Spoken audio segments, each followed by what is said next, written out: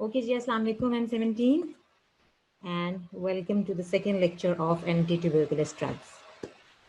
Before I start with today's lecture, well, always the BS lecture overlaps with ours and they take a couple of minutes. And secondly, the late unmuting of our administration took further 5 minutes from my lectures. And again, I'll be left with hurrying along and finishing it in time. But before I start today's revision lecture, I'd like to talk about a couple of things. I checked your papers yesterday. And despite repeated warnings and all, you were again repeating the same mistakes. बेटा बार बार lecture लेने का उन्हीं topics का, बार बार test लेने का उन्हीं topics का तब तक फायदा नहीं होगा अगर जब तक आप कॉपरेट नहीं करोगे, जब तक आप ट्राई नहीं करोगे. ठीक है. अच्छा, जो मिस्टेक्स कॉमनली मैंने देखी अपने क्वेश्चन में सिर्फ मैं उस पर बात करूंगी. सिंस टेक्स्ट तो आप लेक्चर से बुक से पढ़ते हो और आई थिंक कि शायद सुनने वाली परसेंटेज बहुत ही कम है, वरना अगर आप बात सुनो तो रिपीटेडली एक ही बात जो 1000 दफा बताई गई हो उसमें वो रिपीटेड मिस्टेक होनी नहीं चाहिए. पहली बात तो ये, I am talking about your respiration question in yesterday's test. इतना आसान क्वेश्चन था, उन्होंने सिंपली, और ये इसलिए इस तरह का आई गेस मैडम ने डाला था पेपर में बिकॉज पिछले कुछ सालों से रेस्पिरेशन के अंदर इसी किस्म के क्वेश्चंस आ रहे हैं. सिंपली एनलिस्ट या टेल द नेम्स या एन्यूमरेट, क्लासिफाई तक का बहुत मुश्किल से आता है. अब अगर आप अपने क्वेश्चन के स्टेटमेंट पे फोकस करो तो उसमें स्टेटमेंट दी हुई थी कि और नेम द ड्रग्स. आप लोगों ने क्या किया हुआ था, मेजॉरिटी ने ग्रुप्स के नाम लिखकर अपनी जान छुड़ा दी थी. बेटा जब नेम द ड्रग्स का वर्ड लिखा हुआ है तो it's good to mention the groups. आपकी अंडरस्टैंडिंग ठीक है कि उसने पूछना यही चाह रहे हैं नेचुरली कि जी आप अगर एक लॉन्ग टर्म कंट्रोलर्स की बात कर रहे हो तो कौन कौन से डिफरेंट ग्रुप्स हैं. That was a good answer Shazmeen. If you wrote the group and drug both, that was the most appropriate answer. अब वहां पे दूसरा ग्रुप ऑफ स्टूडेंट्स ये कहेगा कि जी जब वहां पर ड्रग्स का क्वेश्चन था then why should we write the groups. तो एक्स्ट्रा इन्फॉर्मेशन एक लिमिटेड अमाउंट में देना इज ऑलवेज हेल्पफुल, बट जितनी इन्फॉर्मेशन आप डिलीट करोगे उसकी नेगेटिव मार्किंग अपने साथ होती है. और एक्स्ट्रा इन्फॉर्मेशन अगर बहुत ज्यादा आ जाए, there is no hard and fast rule for customization of your answer. Examiner to examiner vary करता है कि वो आपके क्वेश्चन को किस तरह से देखता है, लेकिन मैं हमेशा जनरल कंसेंसस की बात करती हूँ कि अगर एक क्वेश्चन की स्टेटमेंट के साथ एक एवरेज आंसर, जो अगर आपका 3 मार्क्स का क्वेश्चन है तो आपको एटलीस्ट 2 दिला दे, अगर 2.5 मार्क्स का क्वेश्चन है तो भी 2 मार्क्स आप गेन कर लो, इतना सा टारगेट होना चाहिए. The students who mentioned the groups along with the drugs, that was considered an exceptional answer. मतलब आपने वो भी बता दिया क्योंकि एक्चुअली उस क्वेश्चन का पर्पस यही था कि आप डिफरेंट ग्रुप्स में से ड्रग्स बताओ, तो नेचुरली ग्रुप मेंशन करके ड्रग बताओगे, एक्सेलेंट आंसर. अब बाकी क्लास ने क्या किया हुआ था, मेजॉरिटी ने क्या किया हुआ था कि सिर्फ ड्रग्स के नाम लिखे हुए थे. अब वो ग्रुप ये कहेगा कि जी क्वेश्चन में तो ड्रग्स के नाम मांगे थे, then why should we write the name of the group. Fine, मैंने आपको स्कोर दिया है, हालांकि it was an unsaid question कि आपने ग्रुप भी साथ मेंशन करें, लेकिन फाइन क्योंकि क्वेश्चन स्टेटमेंट में नहीं था तो आपको उसका स्कोर मिल रहा है. बट द थिंग इज कि उसके ऊपर जो आपने सेकंड मिस्टेक की हुई है वो ये है कि आपने एक ही ग्रुप की सारी ड्रग्स लिख दी हैं. अब प्रॉब्लम ये है कि जरूरी नहीं होता कि क्वेश्चन के अंदर हर चीज फ्रेज की जाए. इट्स नॉट पॉसिबल कि क्वेश्चन हम यहाँ बना भी दें आपके कंफर्ट के लिए तो यूएचएस वाले नहीं बनाएंगे. बहुत सी बातें आप लोगों के लिए अंडरस्टूड समझी जाती हैं. अगर आपसे कहा जा रहा है कि name different drugs, that means कि वो एक ही ग्रुप की ड्रग्स नहीं मांग रहा. अदरवाइज वो आपको कह देता क्वेश्चन में या कि जी name the steroids used for respiratory diseases. Simply आप 5-6 स्टीरॉइड्स के नाम लिख देते. अगर मैंने सारे स्टीरॉइड्स के नाम ही देखने हैं तो मुझे क्या जरूरत पड़ी है नेम डिफरेंट ड्रग्स लिखने की. मैं सिंपली कहूँ enumerate the steroids used in respiratory diseases. तो बहुत से बच्चों ने क्या किया हुआ है कि उन्होंने 5-6 स्टीरॉइड्स के नाम लिख के जान छुड़ा दी हुई है. ठीक है. फिर बहुत से बच्चे हैं जिन्होंने टॉप ऑफ द लिस्ट एल्ब्यूटेरॉल लिखा है. बेटा लॉन्ग एक्टिंग जो बीटा एगनिस्ट होते हैं वो कंट्रोलर्स के तौर पे ज्यादा प्रेफर्ड होते हैं. शॉर्ट एक्टिंग तो एक्यूट अटैक के लिए यूज होते हैं. कुछ अकलमंद मखलूक ऐसी है जिसने एल्ब्यूटेरॉल के आगे अक्यूट अटैक भी लिखा हुआ. भाई जब आपका क्वेश्चन ही लॉन्ग टर्म कंट्रोल का है then what is the purpose of referring the drugs of acute attack. There is no point. ठीक है. तो जब आप क्वेश्चन अटेम्प्ट करते हो तो इन छोटी छोटी चीजों का ख्याल रखा करो. और एक तो इतना माशाल्लाह पेपर था जिसने long term controller of examination लिख के और नीचे पता नहीं कौन सी लैंग्वेज के वर्ड्स लिखे हुए थे. या तो उसने गूगल पे क्वेश्चन पुटअप किया है, आई डोंट नो, इस तरह का वियर्ड आंसर और कहाँ से आ सकता है, मतलब वो कौन सी लैंग्वेज थी, आई कुडंट इंटरप्रेट, और उसके ऊपर लिखा हुआ था controller of examination. We were talking about long term controllers of asthma. Exams were nowhere in consideration there. Fine. तो इस तरह की मिस्टेक्स जो हैं उनको आइंदा फ्यूचर टेस्ट में क्वेश्चन के स्टेटमेंट के अकॉर्डिंगली एडजस्ट करने की कोशिश किया करो. और कुछ जो अनसेड मैसेजेस होते हैं कि अगर आपको different groups for a disease मांगी हैं तो ये कॉमन सेंस की बात है कि आपने एक ही ग्रुप की सारी ड्रग्स लिखकर जान नहीं छुड़ानी है. डिफरेंट ग्रुप से ड्रग जो है वो बिलोंग करें. हाँ ठीक है, कुछ केसेस ऐसे होंगे कि अगर आपके पास फॉर एग्जाम्पल रेस्पिरेशन में तो हमारे पास 6 ग्रुप्स ऑलरेडी मौजूद हैं कंट्रोलर्स में, तो that was an easy question.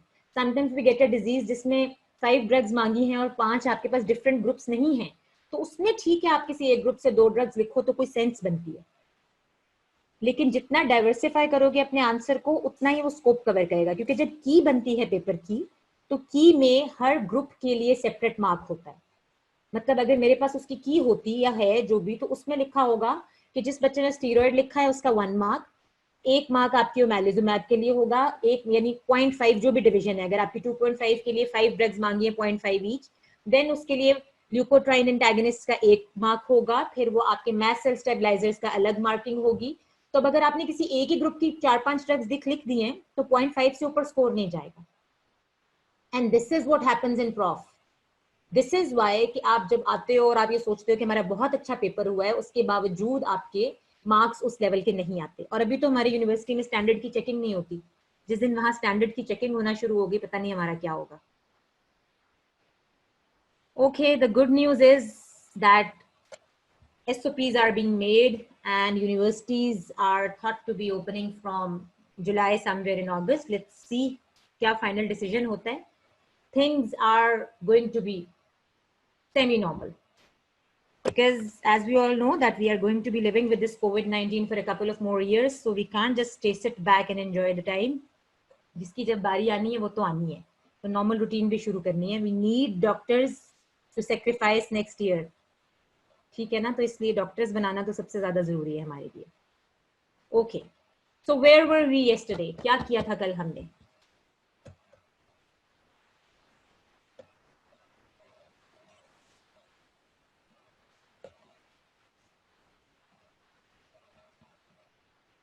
आइसोनाइजिड discuss की थी. फाइन. आइसोनाइजिड में हमने जो उसके की पॉइंट्स डिस्कस किए थे ये कि ये माइकोलिक एसिड सिंथेसिस इनहिबिटर है, जिसकी वजह से ये बैक्टीरियसिडल है फॉर योर माइकोबैक्टीरियम ट्यूबरकुलोसिस.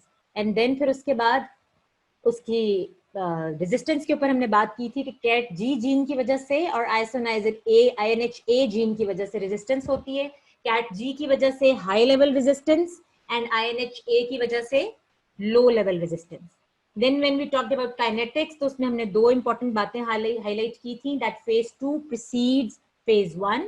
और क्योंकि इसका फेज 2 रिएक्शन एसिटाइलेशन पे बेस्ड है तो जेनेटिकल प्रीडिस्पोजिशन पे डिपेंड करता है कि स्लो एसिटाइलेटर्स और फास्ट एसिटाइलेटर्स जो हैं वो डिफरेंटली रिस्पॉन्ड करते हैं आइसोनाइजिड को. ठीक है. And then we went to the adverse effects, जिसमें हमने 2 इंपॉर्टेंट बात की थी. The most important adverse effect of isoniazid was most important adverse effect of isoniazid, hepatotoxicity. Very good. And the second most important adverse effect of isoniazid, peripheral neuritis. Excellent. ये 2 लिख दिए, काफी हैं. उसके बाद फिर आप नीचे उसको सप्लीमेंट कर सकते हो हेमेटोलॉजिकल डिसऑर्डर से, यूफोरिया से, कंफ्यूजन से, कन्वर्जन से, व्हाटएवर यू वांट वो आप उसके साथ ऐड ऑन कर सकते हो. ठीक है. ये 2 हमारे बेसिक हैं. और ये पेरिफेरल न्यूराइटिस, न्यूरोपैथी, न्यूरोटॉक्सिसिटी, इस सबको जो है हम कैसे क्योर करते हैं, by giving vitamin B6 along with it. Yes Yasmeen, vitamin B6 wasting is the reason, लेकिन जब आप एडवर्स इफेक्ट लिखोगे तो आप B6 वेस्टिंग नहीं लिखोगे, आप पेरिफेरल न्यूराइटिस या पेरिफेरल न्यूरोपैथी लिखोगे. उसकी कॉज विटामिन B6 वेस्टिंग है, वो एक सेपरेट इशू है. Then I started talking about rifampin. Rifamycins में मैंने 3 ड्रग्स के नाम बताए थे, जिसमें से रिफैम्पिन हमारी फर्स्ट लाइन एजेंट है. And we had a very nice mnemonic for the first line anti-TB drugs yesterday, which was right, exactly, rifampin, isoniazid, pyrazinamide and ethambutol. We discussed isoniazid and now we are talking about rifampin. Rifampin में मैंने आपसे कहा था कि R for rifampin and R for RNA. So rifampin is going to block RNA polymerase and inhibit RNA synthesis. RNA synthesis inhibit होने का मतलब है कि आपकी प्रोटीन सिंथेसिस ब्लॉक हो रही है, ठीक है. मैकेनिज्म ऑफ एक्शन में this is enough. And as far as the action is concerned, तो जैसे आइसोनाइजिड बैक्टीरियसिडल है, इसी तरह आपकी रिफैम्पिन भी बैक्टीरियसिडल इन नेचर है. ठीक हो गया. अब रिफैम्पिन के बारे में जो फर्दर क्वेश्चंस हमें आते हैं, क्योंकि हम रिवीजन कर रहे हैं तो हम यूक्यू के बेस के ऊपर ही अपने टॉपिक को लेके चलेंगे.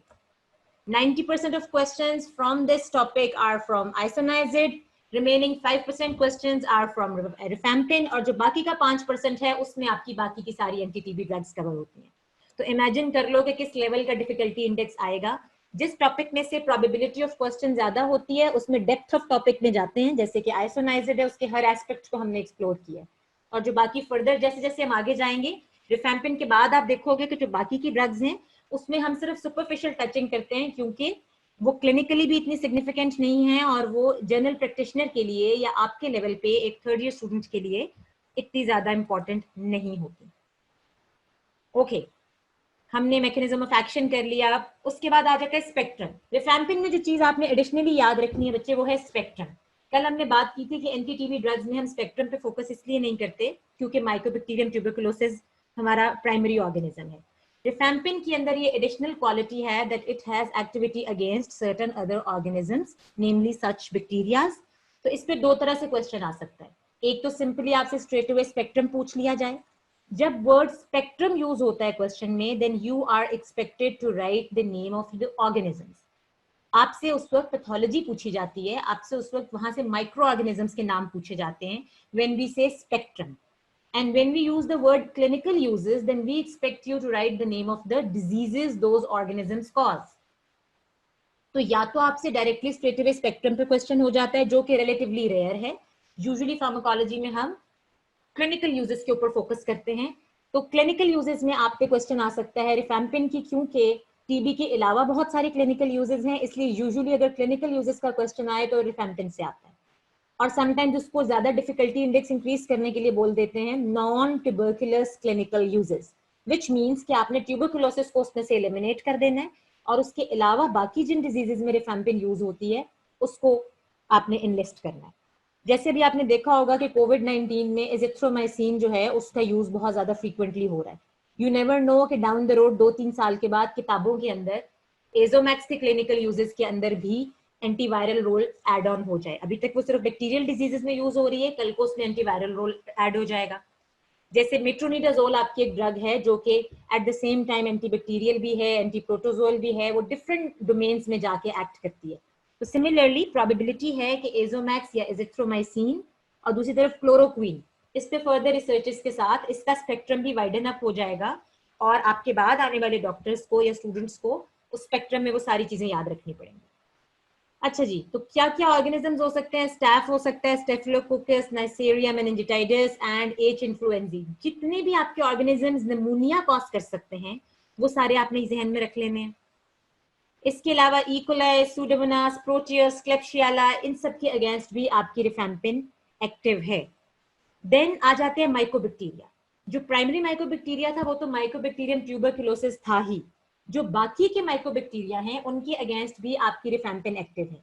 Now this is going to help you जब आपसे कहा जाएगा कि आप माइकोबैक्टीरियम एवियम कॉम्प्लेक्स के लिए ड्रग्स लिखें, तो उसमें आप आइसोनाइजिड एब्सोल्युटली नहीं लिख सकते क्योंकि वो टीबी के अलावा कहीं यूज नहीं हो रही. लेकिन रिफैम्पिन जो है वो माइकोबैक्टीरियम एवियम कॉम्प्लेक्स में भी यूज होती है, वो लेप्रोसी के ट्रीटमेंट में भी यूज होती है, वो बाकी के जो माइकोबैक्टीरिया हैं कैंसासी एंड स्ट्रोफिलोशियम उनके अगेंस्ट भी एक्टिविटी शो करती है. तो इसलिए इसके स्पेक्ट्रम में अब आप कहोगे याद कैसे करना है, तो आपने याद रखना है कि रिफैम्पिन सबसे ज्यादा मल्टी फंक्शनल है. So whatever mycobacteria comes to your mind you can put in the spectrum of rifampin. जो डॉक्टर्स बैठे हुए होते हैं वो भी स्पेक्ट्रम याद करके नहीं बैठे हुए होते. जो बहुत इंपॉर्टेंट फोकस वाला बैक्टीरिया होता है उसके ऊपर उनका फोकस होता है कि वो आपके स्पेक्ट्रम में मौजूद हो. बाकी नीचे आप क्या गनमन लिख रहे हैं वो यूजुअली जो है वो कॉमन आई से एस्केप कर जाता है. ठीक है. And now the pharmacokinetics. अब काइनेटिक्स में जो हमने सबसे ज्यादा इंपॉर्टेंट बात रिफैम्पिन के रेफरेंस से याद रखनी है वो क्या है. रिफैम्पिन हम कहाँ पढ़ के आए हैं जनरल फार्माकोलॉजी में. जैसे आइसोनाइजिड हमने फार्माकोजेनोमिक्स में पढ़ी थी, एज एन एग्जाम्पल। तो अब आप लोग मुझे बताइए कि रिफैम्पिन हमने कहाँ पढ़ी है?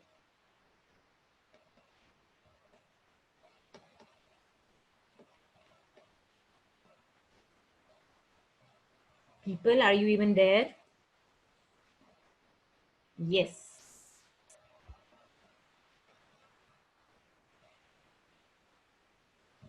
You are all correct. Cytochrome P450 enzyme inducer है रिफैम्पिन। जी बिल्कुल, नॉट गिवन विद कॉन्ट्रासेप्टिव्स। ये तो आपको इसलिए याद है क्योंकि इससे रिलेटेड आपने एमसीक्यू और एससीक्यू कहीं देखा है पेपर्स में। बट इसके अलावा भी वो तमाम ड्रग्स जो आपकी प्राइमरी साइटोक्रोम P450 से मेटाबलाइज होती हैं, उसके साथ आपने इसके ड्रग इंटरेक्शंस जो है उनको अवॉइड करना है। ठीक है, जो सबसे most common type of cytochrome P450 है, ये उसको इंड्यूस करता है। तो उस साइटोक्रोम P450 की जितनी भी सबसेट ड्रग्स होंगी, उसके साथ इसका ड्रग इंटरेक्शन आता है। अब आपसे एज सच ड्रग इंटरेक्शन नहीं पूछा जाएगा। आपको जब भी एमसीक्यू आएगा या एससीक्यू आएगा, उसमें दूसरी ड्रग का नाम ऑलरेडी गिवन होगा और आपको कहा जाएगा कि ये एंटी-टीबी रिजीम पे है, तो बताएं ये क्यों हो गया। तो आपने नेचुरली अज्यूम करना है कि रिफैम्पिन क्योंकि एंजाइम इंड्यूसर है, तो रिफैम्पिन ने कुछ गड़बड़ मचाई है, जिस वजह से इस दूसरी ड्रग का इफेक्ट जो है वो रिड्यूस हो गया। कॉन्ट्रासेप्टिव्स के साथ इसलिए इंपॉर्टेंट है क्योंकि क्वेश्चन बार बार आता है और ये पास्ट में यूक्यूज में भी आ चुका है, क्योंकि ओसीपीज जो हैं वो उसी सबसेट ऑफ साइटोक्रोम P450 से मेटाबलाइज होती हैं। एंजाइम इंडक्शन का मतलब है कि आपका एंजाइम जो है वो उसकी अमाउंट इंक्रीज हो गई है, उसकी एक्टिविटी इंक्रीज हो गई है, विच मीन्स कि ओसीपीज जो हैं उनका मेटाबॉलिज्म इंक्रीज हो जाएगा। अगर ओसीपीज का मेटाबॉलिज्म इंक्रीज हो जाएगा तो अल्टीमेटली उनके इफेक्ट को क्या होगा?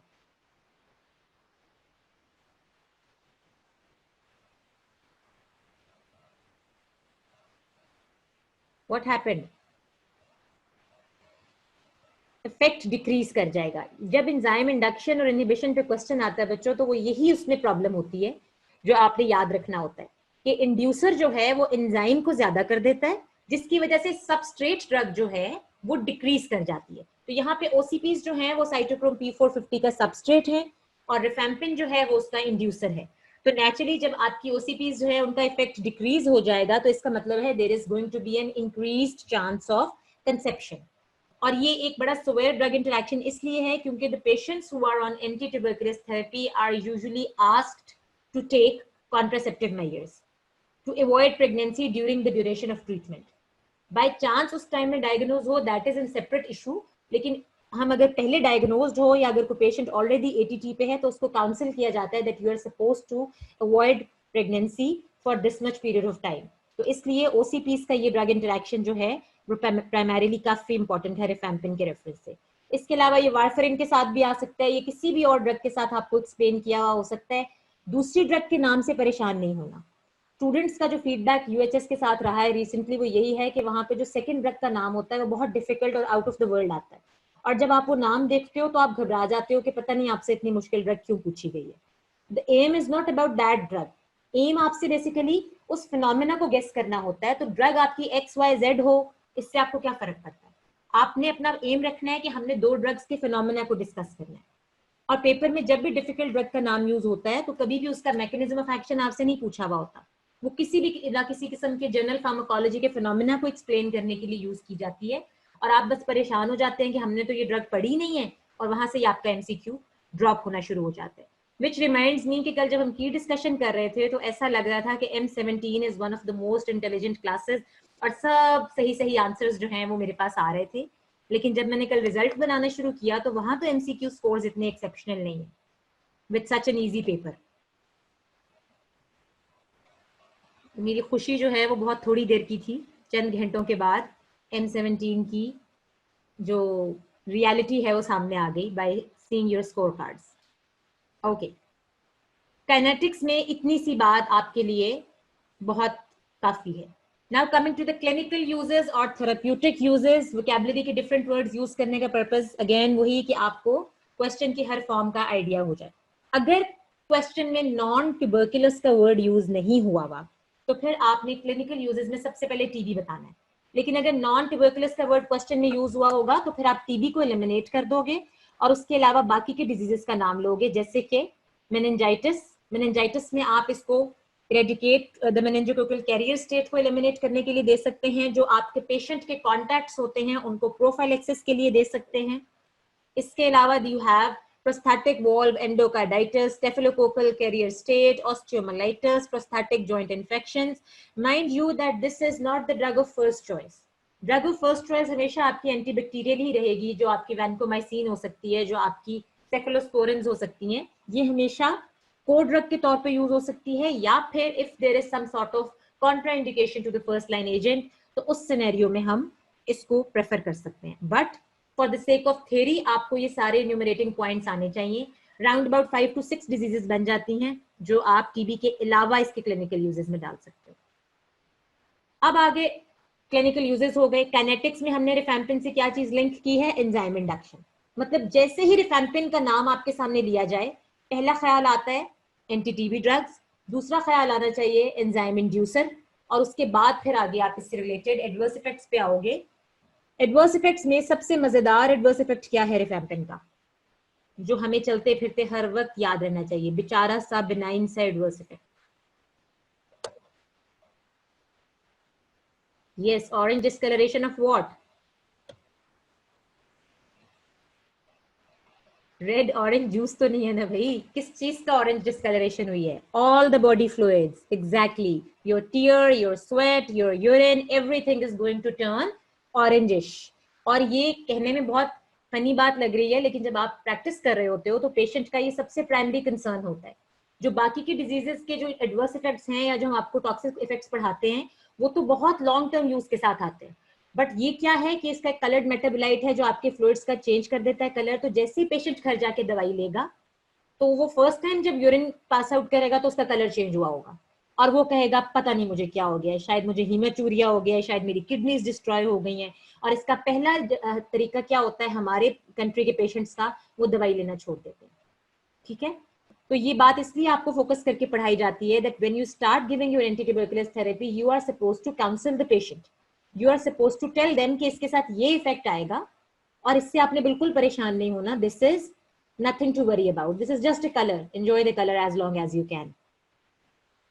ठीक है, तो ये चीजें जो है ये काउंसलिंग पॉइंट्स हैं. जब तक डॉक्टर साहिबान को खुद नहीं पता होगा कि ये यूरिन का कलर क्यों चेंज हो रहा है, और वो उसको बेचारे को यूरिन कंप्लीट करवाने के लिए लैब के हवाले कर देंगे, और लैब जो है उसमें 2000 और मसाइल निकाल के वापस भेज देगी. तो इस तरह के बिनाइन इफेक्ट्स के लिए आपने ध्यान रखना है. नाउ प्रीवियसली होता क्या था, अब तो टीबी का जो स्टिग्मा है वो कम हो गया है. आजकल तो हमारी कौम ने कोविड-19 को स्टिग्मा बनाया हुआ. खुदा न खास्ता किसी को कोरोना होता है तो वो ऐसे छुपाता है जैसे पता नहीं कितनी कोई डेंजरस किस्म की कम्युनिकेटिव डिजीज हो गई है, something to be very embarrassed about. लेकिन प्रीवियसली ये था, पिछले कुछ सालों में ये सारी स्टोरी एड्स के साथ थी, and to some extent hepatitis also. उससे पहले क्या था, tuberculosis was one of those diseases जिसके बारे में एम्बैरेसमेंट बहुत ज्यादा थी, सोशल स्टिग्मा था. People were socially isolated because of tuberculosis. तो ट्रेंड ये था कि people used to hide it, वो बताते नहीं थे.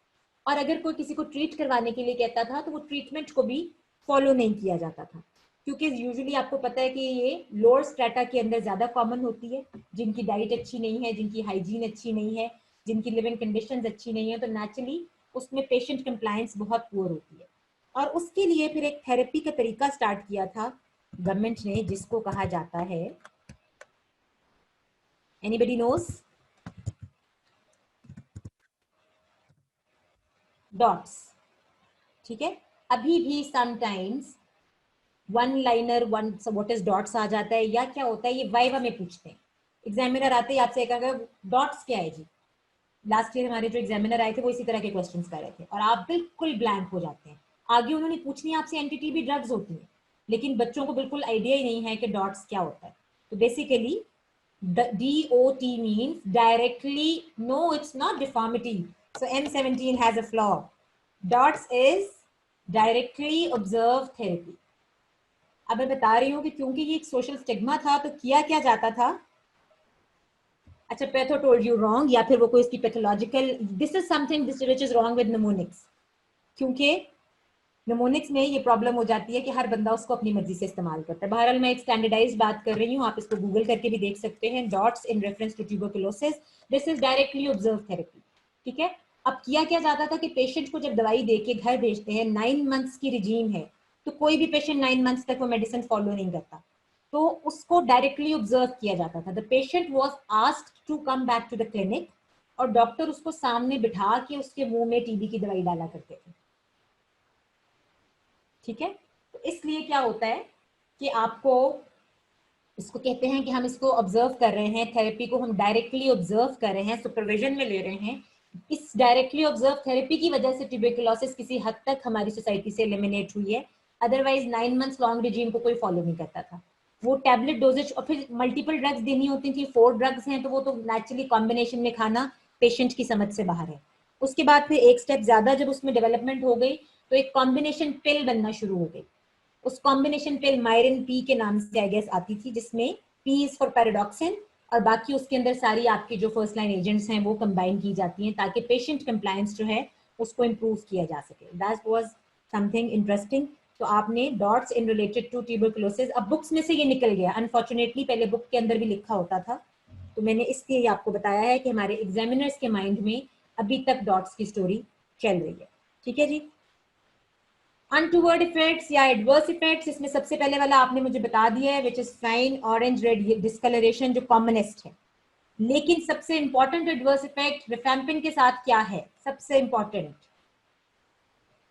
कल पढ़ाया था, हेपेटोटॉक्सिसिटी। एक्सेलेंट। तो ये याद रखना है कि रिफैम्पिन भी उतनी ही हेपेटोटॉक्सिक है जैसे आइसोनाइजर है। ठीक है, इस बात को बिल्कुल इग्नोर करने की जरूरत नहीं है। कॉलेस्टोटिक जॉन्डिस हो सकता है, लाइट चेन प्रोटीन यूरिया हो सकता है, कोई भी हेपेटाइटिस में, लिवर फेलियर में, ये सब चीजें जो है प्रोग्रेस कर सकती हैं रिफैम्पिन के साथ। आपने हेपेटोटॉक्सिसिटी याद कर लिया तो मतलब आपको हेपेटाइटिस से रिलेटेड हर चीज याद हो गई।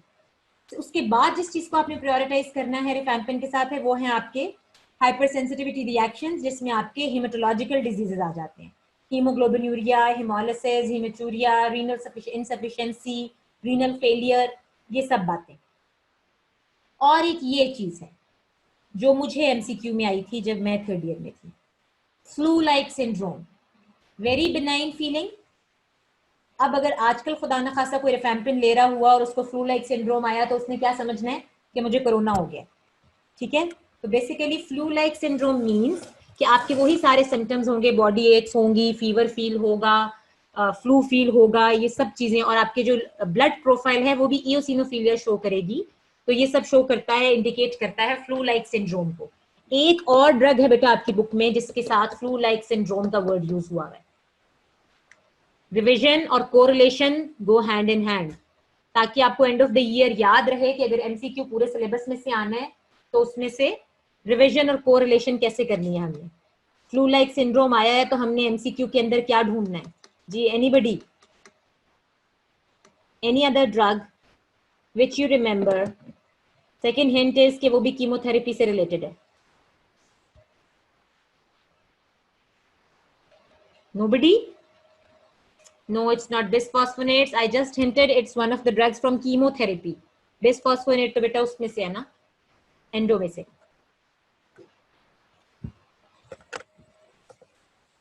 Another hint, antivirals. Come on. Okay, so I guess nobody remembers. It's interferon. Interferons के साथ भी बच्चे होते हैं। मैं ये जो बेचारी वीर्स है ना आपकी एंटीवायरल्स की, इसकी गुड न्यूज है। मैंने डॉक्टर नजमा ने एक आप लोगों का मैसेज भी फॉरवर्ड किया था, यू पीपल वर कंसर्न कि एंटीवायरल्स हमने कैसे याद करनी है। बेटा एंटीवायरल्स आपने सारी याद नहीं करनी होती, आपने सिर्फ एंटी HIV की क्लासिफिकेशन याद करनी होती है with a couple of examples in each group. बाकी ये जो ढेर सारी 2000 दवाइयां ये आपसे नहीं पूछी जाती।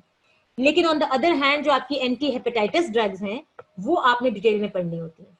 इंटरफेरॉन को प्राइमरीली पढ़ना होता है और फिर जो छोटी छोटी बाकी की 60 ड्रग्स हैं वो भी आपने उनके बारे में भी छोटे छोटे short notes, mechanism of action and couple of words in the adverse effects वो याद रखने। लेकिन HIV की ड्रग्स की डेप्थ में आपने नहीं जाना होता। दिस इज द रीजन कि डॉक्टर नवीद ने वो सारी डिटेल में आपको नहीं पढ़ाई थी। तो बस आपने याद रखना है, होने को तो किसी से भी हो सकता है, लेकिन जो नोटोरियस है फ्लू लाइक सिंड्रोम ये 2 ड्रग्स के साथ है, एक आपके रिफैम्पिन है और दूसरे आपके इंटरफेरॉन्स हैं। ठीक है जी। And then comes your pyrazinamide. Pyrazinamide में कोई टेंशन वाली बात नहीं है। पायराजिनामाइड बुक से आप वैसे तो पढ़ोगे, वो तो कोई इशू नहीं है, लेकिन इसमें majority books are going to say that the mechanism of action is unknown. उसमें नहीं जाना इतनी डेप्थ में। जिस चीज पे आपने फोकस करना है वो कहते हैं सेल मेम्ब्रेन इंटरप्शन कॉज करती है और सेल मेम्ब्रेन डिस्ट्रप्शन की वजह से सेल डेथ हो जाती है. That is enough in the mechanism. जो चीज इसमें क्वेश्चन में आती है वो है इसका ये वाला एमसीक्यू. हिपेटोटॉक्सिक है, वो तो मैंने कल बता दिया था कि तकरीबन सारी एंटी-टीबी ड्रग्स आपकी हिपेटोटॉक्सिक इन नेचर है. पायराजिनामाइड में जो एमसीक्यू फोकस किया जाता है that is your hyper uricaemia. ठीक है, जब भी बुक में कलेक्टिवली उन ड्रग्स की बात हो रही होगी जो हाइपर यूरिसीमिया कॉज कर रही हैं या गाउट के सिनेरियो के साथ अगर क्वेश्चन आ रहा है तो आपने जहन में रखना है कि अगर एंटी-टीबी और गाउट का कोरिलेशन किसी एमसीक्यू में आया हुआ है तो आपसे बात किसकी हो रही है? पायराजिनामाइड की. Pyrazinamide is notorious for causing hyperuricaemia. हर बंदे में नहीं होता हाइपरयूरिसीमिया. आप में अगर माइल्ड सा हाइपरयूरिसीमिया होगा तो कोई परेशानी वाली बात नहीं है, कोई ड्रग की कॉन्ट्राइंडिकेशन नहीं है. लेकिन अगर एक पेशेंट में pre existing gout already present है तो नेचुरली अगर किसी को ऑलरेडी गाउट हुआ है तो उसमें तो minor flare up of uric acid भी जो है वो सिम्टोमेटिक हो सकता है या डेंजरस हो सकता है. तो इसलिए अगर गाउट के सिनेरियो के साथ एमसीक्यू को लिंक किया जाए तो उसमें पायराजिनामाइड के साथ हाइपरयूरिसीमिया लिंक्ड होता है. नाउ लास्ट ईयर एक क्वेश्चन के बारे में मैंने वो क्वेश्चन विटनेस नहीं किया, मुझे स्टूडेंट्स ने फीडबैक दिया कि गाउट के सिनेरियो के साथ क्वेश्चन बनाया हुआ था और वहां पर इथैम्ब्यूटॉल और पायराजिनामाइड दोनों ऑप्शंस में मौजूद थी. आपकी बुक्स में भी मैंने देखा है कि कुछ बुक्स में इथैम्ब्यूटॉल के साथ भी डाउन द लाइन जाके बिल्कुल लास्ट एंड में हाइपरयूरिसीमिया लिखा हुआ होता है. उसमें फिर आपने प्रायोरिटाइज करना होता है. तो प्रायोरिटी बेसिस पे पायराजिनामाइड के साथ हाइपरयूरिसीमिया ज्यादा नोटोरियस है एज कंपेयर टू इथैम्ब्यूटॉल. तो इथैम्ब्यूटॉल वाला लिखने की हद तक काफी है, लेकिन गॉड फॉरबिड कोई एग्जामिनर अगर केयरलेसली पेपर बनाता है और वो दोनों ऑप्शंस आपके साथ डाल देता है तो आपने पायराजिनामाइड को सिलेक्ट करना है हाइपरयूरिसीमिया की नोटोरिटी की वजह से, इथैम्ब्यूटॉल को इग्नोर कर देना. Is that clear? Any problem as so far? कोई इशू?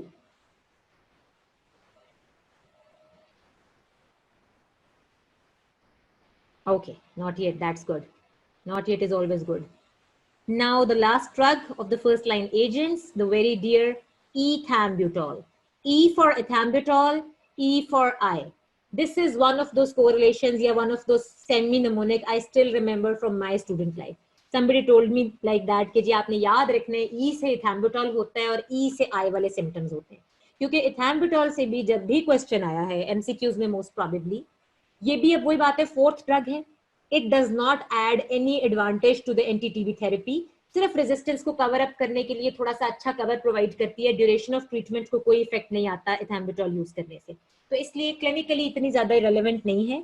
लेकिन एमसीक्यूज में बार बार आता है. और एमसीक्यूज में क्यों आता है? क्योंकि इथैम्ब्यूटॉल कॉजेज ऑप्टिक न्यूराइटिस. रिट्रोबल्बर न्यूराइटिस एक बुक लिखती है और एक बुक उसको ऑप्टिक न्यूराइटिस लिखती है. रेड ग्रीन डिस्कलरेशन भी लिखती है. तो ये सारी चीजें जो रिलेटेड हैं ये आई के साथ रिलेटेड है. कुछ बुक्स में विजुअल एक्विटी डिस्टर्बेंसेस का नाम भी लिखा हुआ है. तो आप देख रहे हो कि जितने भी एडवर्स इफेक्ट मैंने अभी तक इन्यूमरेट किए हैं ये सारे विजन से रिलेटेड हैं, ये सारे आई से रिलेटेड हैं. तो this is the reason E for ethambutol, E for eye. इन बातों का फायदा ये है कि जब कॉमन पेपर आए तो आपको कॉमन बातें सारी पता होनी चाहिए. वो इन्फॉर्मेशन मैं इस वक्त रिपीट कर रही हूँ जो हर थर्ड ईयर स्टूडेंट को हर वक्त आनी चाहिए. और हर वक्त का मतलब ये है कि अगर 5-6 साल बाद आप किसी जगह किसी शहर में बैठ के प्रैक्टिस कर रहे हो या अगर घर में बैठ के बच्चे भी पाल रहे हो और आपके सामने कोई अचानक से इथैम्ब्यूटॉल का नाम लेता है तो आपको फौरन से ये जुमला जहन में आना चाहिए, ई फॉर इथैम्ब्यूटॉल, ई फॉर आई. यानी वो बातें जो उस ड्रग से रिलेटेड जो हम गेम्स खेलते हैं ना सोशल मीडिया पे और इंटरनेट के ऊपर बैठ के कि जी ये एक वर्ड है, इससे आपके जहन में first word that comes to your mind. तो ड्रग्स के साथ भी ऐसे ही किया करो. किसी भी ड्रग की इंपॉर्टेंस इस बात से पता चलती है कि उस ड्रग को नाम लेते ही आपके जहन में सबसे पहले कौन सी चीज आती है. ठीक है. और ये अब सिंस आजकल तो आप लोग हॉस्टल में नहीं हो बट इंशाल्लाह soon you are going to be back to campus, तो कंबाइंड स्टडी जो है that plays an important role in memorising these drugs. हंसते हुए, बोलते हुए, एक दूसरे के साथ बातचीत करते हुए, रिपीट करना, बार बार बोलना. We learn from other people's mistakes. Class में जब एक बच्चा कोई गलती करता है and we all make fun of that mistake, तो उसके बाद ये होता है that all of you the remaining people will never make that mistake again. वो आपके दिमाग में फिक्स हो जाती है उस रेफरेंस से. ओके जी. इथैम्ब्यूटॉल का mechanism of action, simple arabinosyl transferase को ये इनहिबिट करती है, which is an enzyme which is responsible for arabinoglycan synthesis. याद रख लो. आइसोनाइजेट माइकोलिक एसिड सिंथेसिस को ब्लॉक कर रही थी, और इथैम्बुटोल जो है वो अरेबिनोग्लाइकन सिंथेसिस को ब्लॉक कर रही है। अरेबिनोग्लाइकन जो है, जब उसका सिंथेसिस नहीं होगा तो cell membrane, cell wall polymerization नहीं होगी, और जब ये दोनों डिस्टर्ब हो जाएंगे तो अल्टीमेटली आपकी डिजीज क्योर हो जाएगी।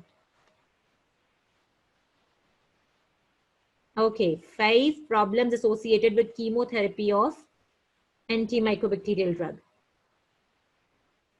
अगर ये इसी तरह से एसोसिएटेड है तो लिख ले। मेरा ख्याल है कि अगर मेरे सामने ये क्वेश्चन आएगा तो मैं उसको ऐसे अप्रोच करूंगी कि रेजिस्टेंस, फिर उसके सबसे पहले रेजिस्टेंस, क्योंकि एंटी-टीबी ड्रग्स में हमें सबसे ज्यादा ये फिक्स हो। उसके बाद आपने कॉमन, अगर उन्होंने इंडिविजुअल ड्रग्स नहीं मांगी ना, तो आप पहले कॉमन बातों पे फोकस करोगे। आप सबसे पहले एंटी-टीबी ड्रग्स के साथ प्रॉब्लम जहन में आती है वो क्या होगी? Common to all hepatotoxicity. उसके बाद फिर आप याद रखोगे कि आइसोनाइजिड तो हमने देनी है, तो आइसोनाइजिड के साथ विटामिन B6 डेफिशिएंसी। तीसरी प्रॉब्लम क्या है एंटी ट्यूबरकुलस कीमोथेरेपी के साथ? ड्यूरेशन ऑफ ट्रीटमेंट बहुत लंबा है। ठीक है, मेरा ख्याल है कि प्रॉब्लम्स एसोसिएटेड पूछा हुआ है, एडवर्स इफेक्ट्स नहीं पूछा हुआ। तो इश्यूज आप पहले देखोगे कि क्योंकि मल्टी ड्रग रिजीम है तो आप कहोगे कि ड्यूरेशन ऑफ ट्रीटमेंट लंबा है, तो कंप्लायंस का प्रॉब्लम होगा। फिर आप ये देखोगे कि रेजिस्टेंस डेवलप होने की प्रोबेबिलिटी बहुत ज्यादा है, तो रेजिस्टेंस का प्रॉब्लम होगा। और उसके बाद फिर आप नीचे जाके just to be on the safe side हर ड्रग का ये जो इंपॉर्टेंट वाला इशू है उसको हाईलाइट कर सकते हो, जैसे कि हेपेटोटॉक्सिसिटी हो सकती है, जैसे आइसोनाइजिड के साथ विटामिन B6 डेफिशिएंसी हो सकती है। ये चीजें आप फिर down the list add on कर दो। ठीक हो गया?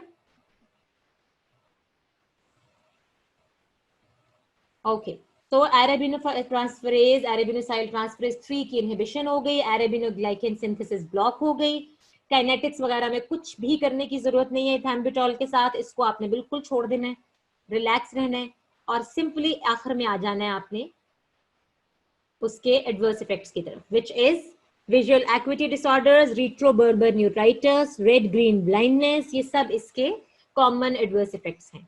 और इसके अलावा मैंने कहा कि जब बाकी के जो आ जाते हैं उसमें pruritus, joint pain, abdominal pain, dizziness and so on so fourth. Even ये देखो मैंने भी यहाँ पर लास्ट में लिखा हुआ है increased concentration of uric acid in blood. ठीक है, तो ये वो कंफ्यूजन है जो लास्ट ईयर किसी स्टूडेंट ने रेफर की थी with reference to your gout and hyperuricemia.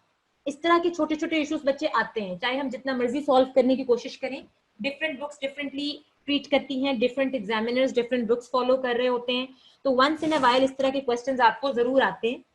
हम उन सबको कैटर नहीं कर सकते, जितनी जहन में आए उसको हम डिस्कस कर लेते हैं। Is that clear? And that is fair enough for ethambutol. अब आगे second line agents. Second line agents में कल हमने लिस्ट याद कर ली थी। अब आपने उसमें क्या करना है कि आपने इथेनोनामाइड को लिख लेना है आइसोनाइजिड के साथ, ताकि आपको याद रहे कि इथेनोनामाइड के बारे में कभी भी क्वेश्चन आएगा तो आइसोनाइड से रिफ्लेक्ट हो जाएगी। ठीक है, उसके बाद आपने रिफाबेंटीन और रिफाब्यूटिन जो है उसको रिफैम्पिन के साथ लिख लेना है, क्योंकि वो रिफैम्पिन फैमिली से बिलोंग करती हैं। इन दिस वे आपकी 3 सेकेंड लाइन एजेंट्स प्रिपेयर हो जाएंगे। Usually enlist second line agents का क्वेश्चन आता है और बहुत रेयरली वो आपको कह देते हैं कि किसी भी 2 का मैकेनिज्म लिख दो। तो अब अगर आपने इन 2-3 का मैकेनिज्म आपको याद होगा तो आपका क्वेश्चन प्रिपेयर हो जाएगा। और थर्डली आपने हमेशा याद रखना है कि अमाइनोग्लाइकोसाइड्स जो हैं वो भी इसमें शामिल थी। स्ट्रेप्टोमाइसिन भी बेचारी अब शर्मिंदा होने के बाद सेकेंड लाइन में चली गई है। इसके अलावा amikacin already second line agents में मौजूद थी। देन कम्स योर मैक्रोलाइड्स जिसमें आपकी लीवोफ्लॉक्सासिन फ्लोरोक्विनोलोन्स आ गए, जिसमें आपकी लीवोफ्लॉक्सासिन वगैरह आ गई हैं, वो भी इसके साथ एडेड है। और यूनिक ड्रग्स में आपकी आ जाएंगी पैरामाइनोसैलिसिलिक एसिड, कैप्रियोमाइसिन, ये इंडिविजुअल ड्रग्स हैं, सारी याद करने की जरूरत नहीं होती। Names just for the sake of MCQs या एनलिस्टिंग। और मैकेनिज्म में वो ड्रग्स जो आप बाकी जगहों पे पढ़ रहे हो, जिसका कॉमन मैकेनिज्म है, जो आपको ऑलरेडी आता है, बस उसके ऊपर फोकस करना है, ताकि आपको इनकी डिटेल्स में जानना ना पड़े। क्वेश्चन जो इंपॉर्टेंट है वो ये है कि सेकेंड लाइन एजेंट्स की जरूरत क्यों है भाई हमें? Why do we need the second line agents? In case there is resistance to the first line agents, in case there is failure of clinical response to the conventional therapy। failure of response का मतलब है कि total resistance नहीं है, लेकिन जो response आप expect कर रहे हो वो response नहीं आ रहा। या thirdly there are serious treatment limiting adverse drug reactions। अगर आपके फर्स्ट लाइन एजेंट्स के एडवर्स ड्रग रिएक्शन ज्यादा हो जाएं, अगर आपको याद हो तो कीमोथेरेपी का रिसेंटली एक टेस्ट हुआ था, उसके रेफरेंस से मैंने क्वेश्चन डाला हुआ था उसमें what is the rationale of combination therapy. Combination therapy का क्वेश्चन आपको टीबी के रेफरेंस से भी आ सकता है, कॉम्बिनेशन थेरेपी का क्वेश्चन आपको एंटी कैंसर्स के रेफरेंस से भी आ सकता है, और कॉम्बिनेशन थेरेपी का क्वेश्चन आपको सिंपल एंटीबैक्टीरियल्स में भी आ सकता है। ठीक है, अगर तो उसमें पॉइंट आउट हुआ हुआ है कि वो किस रेफरेंस से आपसे कॉम्बिनेशन थेरेपी का रैशनले पूछ रहे हैं, तो फिर आपने थोड़ा बहुत उस आंसर को कस्टमाइज करना है, वरना आपने एक स्टैंडर्ड आंसर रखना है जो आपकी कैटजन के अंदर चैप्टर 50 और 51 जो यूजुअली आप इग्नोर कर देते हो, उसमें प्रिंसिपल्स ऑफ कीमोथेरेपी के अंदर दिया हुआ है। कभी भी आप किसी भी डिजीज के लिए, चाहे वो कैंसर हो, चाहे वो टीबी हो, चाहे वो फीवर हो, क्यों करते हो कॉम्बिनेशन थेरेपी? जब आपको लगता है कि सिंगल थेरेपी इनसफिशिएंट है, आप अपना स्कोप ऑफ ट्रीटमेंट इंक्रीज करना चाहते हो, और कोई कॉजेज आपके जहन में आ रही हो। Why are we going to resolve to combination therapy? What is the rationale for combination therapy? Why not just give isoniazid alone? Super infection को क्योर करने के लिए, अब ये देखो, ये वाला जो बात है ना, अगर आप ये सबसे पहले लिखोगे ना तो आपका एग्जामिनर ऑफेंड हो जाएगा। अगर तो एंटीबैक्टीरियल के रेफरेंस से बात हो रही है तो आपने ये लिखना है। अगर जनरल रैशनले पूछा है तो इसको आपने बिल्कुल एंड पे ले जाना है, सुपर इन्फेक्शंस को क्योर करना। Yes, to prevent emergence of resistance, अगर एक ड्रग देंगे तो बेचारी से रेजिस्टेंस आ जाएगी, इसलिए मल्टीपल दे दी। To enhance the effect of drug, very good. आपने बहुत जगह ये देखा होगा कि एक ड्रग जो है उसका इफेक्ट जो है वो दूसरी ड्रग से पोटेंशिएट होता है, जो हमने आपको जनरल फार्मा की एग्जांपल्स में पढ़ाया था। जब हम सेल वॉल सिंथेसिस इनहिबिटर्स को अमाइनोग्लाइकोसाइड्स के साथ देते हैं तो वो दोनों एक दूसरे के इफेक्ट को पोटेंशिएट करती है, तो इसलिए आप कह सकते हो कि to enhance the effect of drug. और ये दो बेसिक पॉइंट्स हैं जो कॉमन टू ऑल हैं। ड्रग रेजिस्टेंस को अवॉइड करने के लिए enhance to the effect of drug कह सकते हो, या to increase the spectrum of your cure, मतलब आप ज्यादा बैक्टीरिया को चेक करने के लिए। हाँ जी, बड़ा अच्छा पॉइंट आया। Lessened adverse effect as in combination therapy में डोजेस कम हो जाती हैं, बिल्कुल सही, एक्सीलेंट। थर्ड पॉइंट आपने हमेशा यही रखना है कि क्योंकि इंडिविजुअल ड्रग जब अकेली दी जाती है तो डोज ज्यादा हो जाती है, तो डोज लिमिटिंग जो आपकी टॉक्सिसिटीज हैं उनको अवॉइड करने के लिए हम मल्टीपल ड्रग्स देते हैं ताकि उनके एडवर्स इफेक्ट्स जो हैं वो कंट्रोल किए जा सके। और resistance, increase the effect, avoid the adverse effect, तीन बातें। चौथा पॉइंट भी बिल्कुल ठीक था, सुपर इन्फेक्शन को अवॉइड करने के लिए, या जब आप एम्पेरिकल थेरेपी दे रहे होते हैं, आपको नहीं पता कि कॉजेटिव ऑर्गेनिज्म क्या है, तो एक वक्त में अगर आप एक्सपेक्ट कर रहे हो कि more than one organism is responsible, तो उन सबको क्योर करने के लिए हम मल्टीपल ड्रग्स एक साथ दे देते हैं। ठीक है, हम कहते हैं ठीक है, जो जिस मर्जी निशाने पे जाके तीर लग जाए, हमारा फायदा होना चाहिए बस। ठीक हो गया? तो ये सारी चीजें हैं rationale of combination therapy. In case वहां पर लिखा हो इन ट्यूबरकुलोसिस, तो थोड़ा सा आंसर टीबी के रेफरेंस से मॉडिफाई कर दो। अगर लिखा हुआ है कि कैंसर कीमोथेरेपी, तो थोड़ा सा उसके रेफरेंस वाले पॉइंट्स को हाईलाइट कर दो। इतनी सी इंटेलिजेंस जो है वो आपके लेवल पे होनी चाहिए बच्चों में। And I had a couple of MCQs for you people in the end. चलो पहले रिजीम्स पे एक मिनट बात कर लेते हैं, रिजीम्स स्किप हो जाती हैं। स्टैंडर्ड थेरेपी आपने हमेशा याद रखनी है कि स्टैंडर्ड थेरेपी क्या है। 4 drugs for 2 months and 2 drugs for 4 months. अब 6 मंथ्स की थेरेपी हम यूज कर रहे होते हैं, उसमें क्या है कि पहले आपने चारों फर्स्ट लाइन एजेंट्स डाल के 2 मंथ्स के लिए देने हैं, और फिर आइसोनाइजिड और रिफेम्पिन से कंटिन्यू करना है फॉर द रिमेनिंग 4 मंथ्स। याद रखने के लिए मैं इसको इसी तरह याद करती हूँ, 4 drugs for 2 months and 2 drugs for 4 months. तो ये 6 मंथ्स में क्योर हो जाता है। इसके अलावा आप कुछ भी कर सकते हो। ये टेबल जो है, जो इस वक्त आपकी स्क्रीन पे आ रहा होगा, ये इंडिकेट करता है क्योंकि इथैम्ब्रोटॉल जो है वो ड्यूरेशन ऑफ थेरेपी में कोई एडिशन सब्ट्रैक्शन नहीं करता, वो सिर्फ हम क्या कह सकते हैं कि एक फायदे के तौर पे वैसे ही साथ दे देते हैं, चलो यार ठीक है ये भी जाने दो, नुकसान तो कोई है नहीं। अदरवाइज आइसोनाइजिड रिफैम्पिन पायराजिनामाइड से भी वही इफेक्ट आता है जो आइसोनाइजिड रिफैम्पिन पायराजिनामाइड और इथैम्ब्रोटॉल के कॉम्बिनेशन से आता है। अगर कोई कॉन्ट्राइंडिकेशन है पायराजिनामाइड की या इथैम्ब्रोटॉल की, तो आप आइसोनाइजिड और rifampin alone can be given for a period of 9 months, और बाकी की सारी रिजीम्स आपको याद करने की जरूरत नहीं है। That is going to be very confusing for you people. तो ये 2 बेसिक रिजीम्स आप याद रखो, एक स्टैंडर्ड रिजीम याद रख लो, और उसके बाद फिर ये देख लो कि अगर आपके पास चॉइस नहीं है तो आप आइसोनाइजिड रिफैम्पिन से 9 मंथ्स के लिए भी कंटिन्यू कर सकते हो। ठीक है,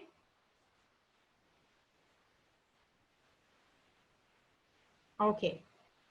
आई होप कि लेप्रोसी की डैप्सॉन वगैरह तो आप बुक से खुद पढ़ लेंगे since we are short of time, वरना मैं जरूर वो भी रिवाइज करा देती। फर्स्टली आई वांटेड कि मैं adverse effects, sorry MCQs discuss कर लूं आपके साथ जो मैंने थोड़े से रखे हुए थे। ओके, पहला MCQ. A patient with active tuberculosis is being treated with isoniazid and ethambutol as a part of overall regime.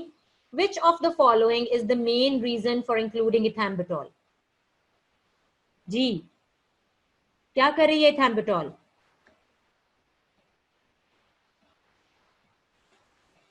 C option. Okay, बाकी लोग? तो सबसे पहले यही चीज जहन में रखनी है आपने कि हमारा प्राइमरी एम क्या होता है, to retard the development of resistance. Resistance को इनहिबिट करने के लिए, रेजिस्टेंस को अवॉइड करने के लिए हम इथैम्बुटोल ऐड करते हैं, अदरवाइज ड्यूरेशन ऑफ थेरेपी पे इथैम्बुटोल का कोई इफेक्ट नहीं होता। इसी एमसीक्यू की वोकैबुलरी चेंज हो जाएगी, बट बेसिकली यही बेसिक कॉन्सेप्ट्स हैं जो आपसे एमसीक्यूज में पूछे जाते हैं। A 40 years old man has been on primary therapy for active TB for past 2 months. At his regular clinical visit, he complains of pins and needle sensation. ये कल मैंने आपसे डिस्कस किया था। तो आंसर क्या है हमारा? Charlie again. अब इसी क्वेश्चन के इसी सारे सिनेरियो के साथ अगर ये आप देखो इसी क्वेश्चन को, इसकी लास्ट सेंटेंस को मैं चेंज कर दूं, you suspect that he might be deficient in which one of the following vitamins, इसकी बजाय मैं यहाँ पे लिख दूं, you suspect that which of the following drugs is responsible for this effect. ठीक है, सारा सिनेरियो सेम रहा, ऑप्शंस बदल ली। अगर मैंने कह दिया which of the following drugs is responsible for that, तो क्या एक्सपेक्ट करोगे आंसर्स में? आइसोनाइजिन। Is that clear? अच्छा, अब मैं ऑप्शंस में क्वेश्चन का डिफिकल्टी इंडेक्स इंक्रीज करने के लिए विटामिन B6 भी डाल दूंगी। ठीक है, और बहुत से बच्चे क्या करेंगे, वो पिंस एंड नीडल सेंसेशन देख के फटाफट विटामिन B6 को क्लिक करेंगे। विटामिन B6 जो है वो पिंस एंड नीडल सेंसेशन के लिए रिस्पॉन्सिबल नहीं है, विटामिन B6 की डेफिशिएंसी उसके लिए रिस्पॉन्सिबल है। अच्छी इंग्लिश का होना अच्छे यूएचएस एग्जाम के लिए बहुत इंपॉर्टेंट होता जा रहा है। सो अगर आपसे कहा जाए विच of the following drugs is responsible, तो एक तो ये कि पैराडॉक्सिन को हम ड्रग काउंट नहीं करते, एक तो ये हिंट है। दूसरा हिंट ये है कि पैराडॉक्सिन की वजह से पिंस एंड नीडल सेंसेशन नहीं हो रही, उसकी डेफिशिएंसी की वजह से हो रही है। तो डेफिशिएंसी कौन कॉज कर रहा था? आइसोनाइजिड। तो आप उस सिनेरियो में आइसोनाइजिड को सिलेक्ट करोगे। इसी तरह हम एमसीक्यू बनाते हैं, एक ही एमसीक्यू को तोड़ मरोड़ के उसका डिफिकल्टी इंडेक्स इंक्रीज करते हैं। और जब ज्यादा डिफिकल्ट एमसीक्यू बनाना हो तो उसका तरीका ये होता है कि जो ऑप्शंस हैं they should be very close together. वो इतनी मिक्सिंग और इतनी कंफ्यूजिंग होनी चाहिए कि आपको समझ ना आए कि इसमें से कौन सी करेक्ट है, आपको सारी ठीक लग रही है। Okay, next MCQ. Members of rifamycin antibiotic family are involved in a significant number of drug interactions. Which of the following summarizes best the pharmacodynamic or kinetic mechanism by which the rifamycins can cause these problems? Rifampin का नाम जहन में आते ही क्या चीज जहन में आएगी? आपने आंसर्स नहीं पढ़ने, पहले अपने दिमाग में सोचना होता है कि हमें चाहिए क्या, और उसके बाद हमारा डिजायर्ड आंसर अगर जहां पे हमें एमसीक्यू की चॉइसेस में मिले उसको सिलेक्ट कर लें। So it induces the hepatic microsomal drug metabolizing enzymes. You are absolutely right. सारी choices को हम सिर्फ इसलिए पढ़ेंगे कि कहीं इससे ज्यादा अच्छी बात ना किसी स्टेटमेंट में लिखी हुई हो, अदरवाइज आपको अपना आंसर क्वेश्चन पढ़ने के बाद पता है।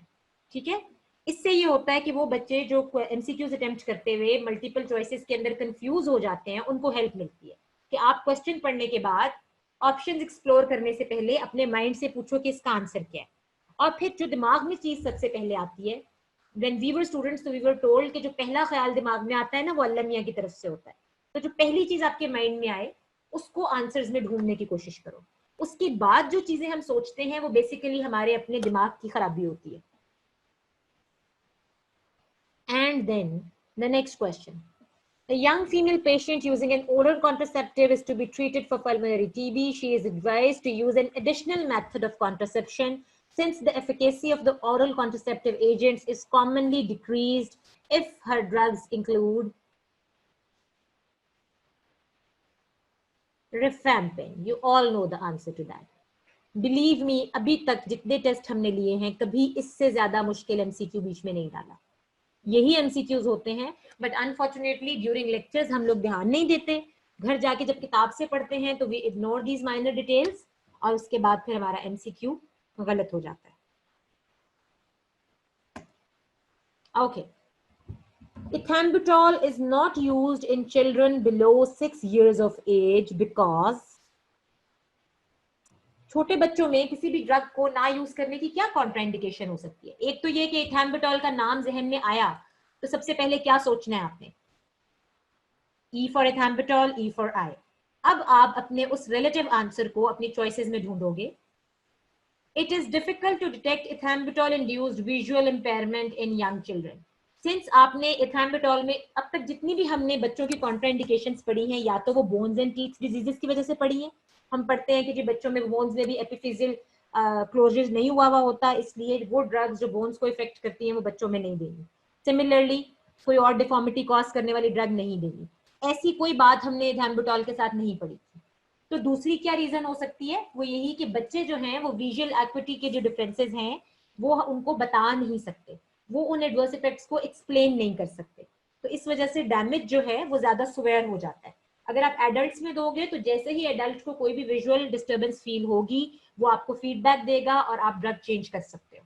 तो बच्चों के अंदर हम लोग इस वजह से इथैम्बुटॉल को यूज नहीं करते। There is nothing to do with your growth retardation और समथिंग लाइक दैट। सिंपली ये है कि हम डिटेक्ट नहीं कर सकते उसको। And your last question, the mechanism of high level isoniazid resistance in mycobacterium tuberculosis is. ऊपर पूरा सिनेरियो भी हो सकता है जिसमें बहुत सारी कहानियां होंगी आइसोनाइजिड और रिफैम्पिन से रिलेटेड, जो बिल्कुल आपके लिए एक डिस्ट्रैक्शन होगा। मैंने यहाँ जल्दी में सिर्फ फाइनल स्टेटमेंट लिखी है।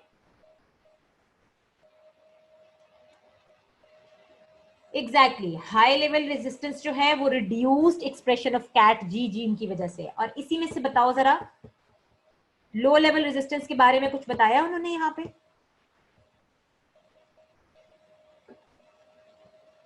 Which of the following is the most close option? INH gene वाला। लेकिन बेटा INH जीन में याद रखना है कि उसकी हमेशा ओवर एक्सप्रेशन होता है। INH जीन ज्यादा होगा तो रेजिस्टेंस होगी, क्योंकि INH जीन जो है उसने माइकोलिक एसिड सिंथेसिस वाला जो एंजाइम है उसको इनकोड करना होता है। ठीक है, तो इसलिए INH जीन की अपरेगुलेशन याद रखनी है और कैट जी जीन की डिलीशन याद रखनी है या रिड्यूस्ड एक्सप्रेशन याद रखना है। तो ये दोनों जीन्स जो है वो रेजिस्टेंस के लिए इंपॉर्टेंट हैं, और इन्हीं दोनों जीन्स को अगर आप यहाँ पढ़ोगे तो वो मैकेनिज्म ऑफ एक्शन में भी आपको याद रहेगा हमेशा। ठीक है, ये 5-6 एमसीक्यूज थे जो थोड़ा सा टीबी को हिलाने जुलाने के लिए मैंने इस्तेमाल किए थे।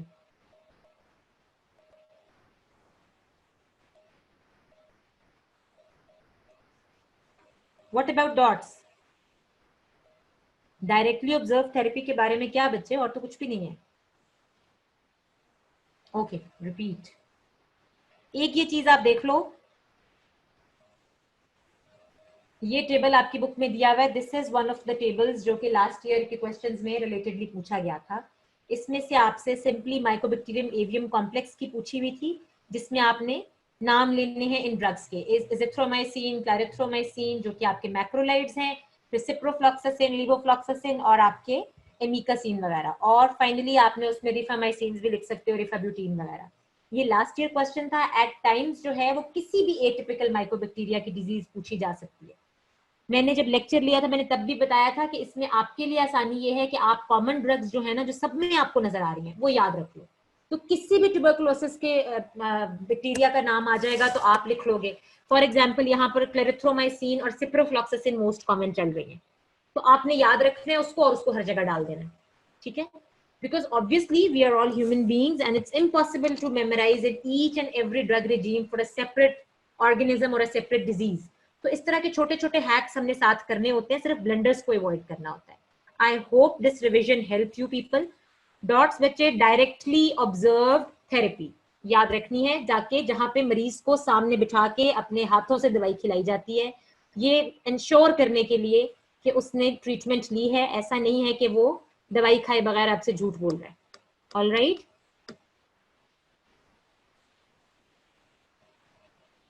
अब कम से कम टीबी में से किसी की कोई गलती नहीं होनी चाहिए। I have tried to cover each and every aspect of tuberculosis with reference to your examination. जो भी possible MCQs हैं, जो भी possible SCQs हैं, वो सब हमने डिस्कस कर लिए। And the best thing is going to be कि अगर आप आज सिर्फ आधा घंटा निकाल के, जस्ट 30 मिनट्स, जितनी बातें हमने 2 लेक्चर्स में की हैं वो अपनी बुक पे हाईलाइट कर लो, तो फॉर योर लाइफ आपको कभी भी टीबी नहीं भूलेगी। आप जब किताब खोलोगे वो हाईलाइटेड बातें आपको याद रहेंगी, क्योंकि शॉर्ट टर्म मेमोरी में से मेरी बातों को लॉन्ग टर्म मेमोरी में आपकी रिवीजन लेके जा सकती है, अदरवाइज नेचुरल डिलीशन से कल शाम तक ये सब कुछ आप भूल जाएंगे। Thank you very much, stay safe, stay happy.